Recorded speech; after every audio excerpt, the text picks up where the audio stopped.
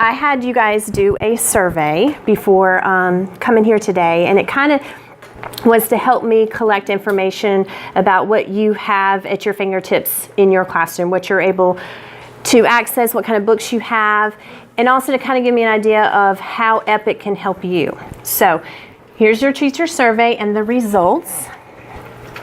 My classroom library is full and has a wide range of titles and authors. 50-50. So half of us in here think we have a pretty good library going on, and the other half don't think so, not so much. And I thought, these are just my thoughts at the bottom, that this could be a result of veteran teachers and then new teachers. Veteran teachers, of course, will have more stuff versus new teachers, and also the resources available to purchase books. All right, I'm able to help students choose books that will interest them. So EPIC is going to do this for you. It makes it easy because the kids get to pick what interests them, so then that helps you. And then you can also create libraries, little collections of books, so then it helps them to easily find books that they want to read. All right, typically, how do you first find out about new books to read in your classroom? Most teachers said book clubs, other teachers as a source for new titles. Those were the highest percentages. Also, browsing bookstores was also high.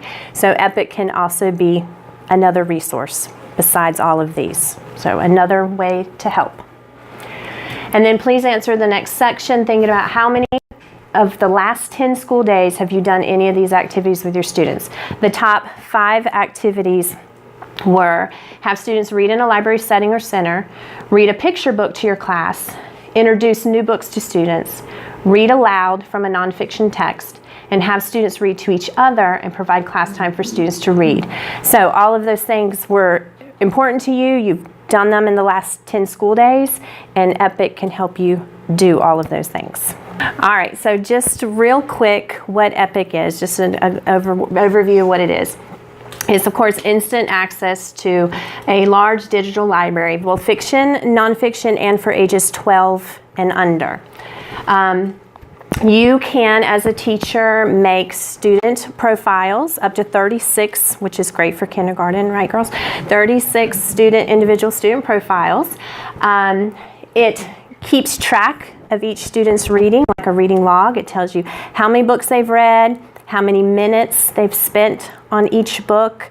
So you can always go back and check to see if they're speeding through stories or if they're actually reading stories. And of course, it's available on iPads, iPhones, Android devices, computers, desktops, and it's free for educators, not for parents. I was telling them earlier that if parents want to join, it's free for a period of time, and then they have to purchase it. But for us, it's free. EPIC is also good for those reluctant readers, those ones that just aren't really, their initiative just isn't there yet. This gives them technology, which they like to have in their hands. They have the power to choose what they get to read. So that's EPIC is a good way to get those not so interested readers motivated. They get to choose their own books, and you also get to choose books for them. We're going to do that today. And of course, there's a wide range of nonfiction texts as well.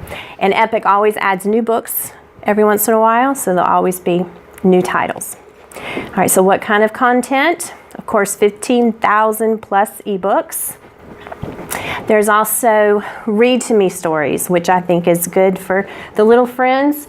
Anywhere you have a little green box at the bottom is a Read to Me story, and I've shown all my little friends to look for that if they're browsing, so they'll know that they get to listen to a story instead of have to read one. So those are great books if you want to use it in a workstation like a listening center.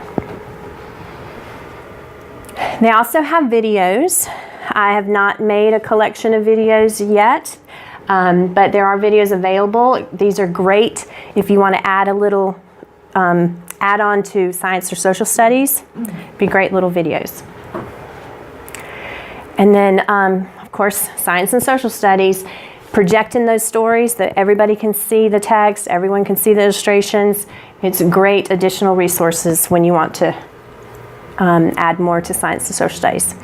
They also have collections of stories. For instance, Boxcar Children, I don't know if you've heard of those series, it'll have the whole series there for you. So if you get kids that fall in love with one title, and if it's a series, it's all there for them. So we're going to get started. So we're going to create your account and some student profiles. So if everyone can be on Epic or on your app in Epic, make sure that if you're on your desktop, that you go to www.getepic.com. Make sure you find educator, so you're under educator and not parent. And if you've already created your account, this is just to select educator, not parent. If you're already ready and you have your account, all right, so I'm gonna show you how to set up your students, and then I'm gonna give you a few minutes to do that. And I'm going to go back and show you how to go to your preferences in case you need to adjust anything or change anything, because like I said, I recommend that you pick the highest age and all the subjects so that way you have access to everything.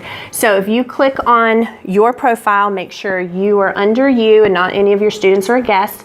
If you click on you, at the very top you should see a blue bar that says Create Student Profile. Okay, so I'm just going to give you a few minutes to create some profiles. If you'll create at least 3 students' profiles, and if you'll go in and play with your preferences, make sure you've clicked all the way up to age 12. And then if you have any questions, yeah, I would go all the way up to age 12. That way you have access to everything. And then I would also check all those boxes. And then come down here and check all these boxes. And then hit save at the very bottom. Okay, it should be green or something. All right, the next thing we're going to do is I'm going to show you how to find leveled books. It's leveled by AR and by their Lexile reading level. All right, so if you go to Browse, you'll get a Browse menu where you can search for titles. So if you'll click on that so you can see. And then, for instance, if you type in baseball, it'll bring up lots of titles. You'll see all the titles that come up with baseball. Underneath, there should be an advanced search. Now, if you're on your iPad, it'll look a little bit different. It says search options, I believe. Yes, search options if you're on your iPad. And when you click on the advanced search or search options, reader age, if you click on reader age, then you can pick, do you want to search Lexile level or do you want to search AR level?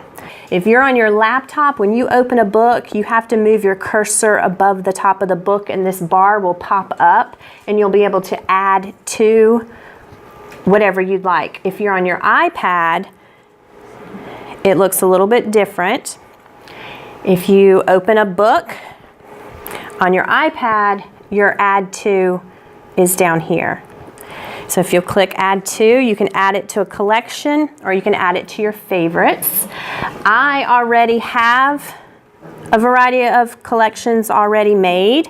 You can create a new one or you can add it to one that's already there. If you don't have any collections already made, then you're going to create some today. All right, so now that you're good at sharing with each other, I want you to assign a collection to your students. So if you go back to your library where you were, instead of hitting share, we're going to hit assign, and then it's going to pop up and you can start choosing which students you want to share with. And I'll give you a second to assign some to a student so you know what that looks like. All right, now how to use Epic in your classroom. You've set up your account, you have collections made, you have some students in there. So how can you use it in your classroom? You have to teach students how to find their profile. This kind of reminds me of abcmouse.com, where they will see the little icon, they click on it, they switch profiles, and they have to find their name and their icon. So it's fairly easy once you show them how to do it. Of course, you can do it for independent reading workstations. These are my little friends doing it during workstations, and assigning leveled reading groups if you want to do that as well. All right, so what do you do next? Once you leave here, make sure you go back, because I know you will. Finish completing your class list and putting all your kids in. Start assigning collections to your students. Start sharing collections among yourselves.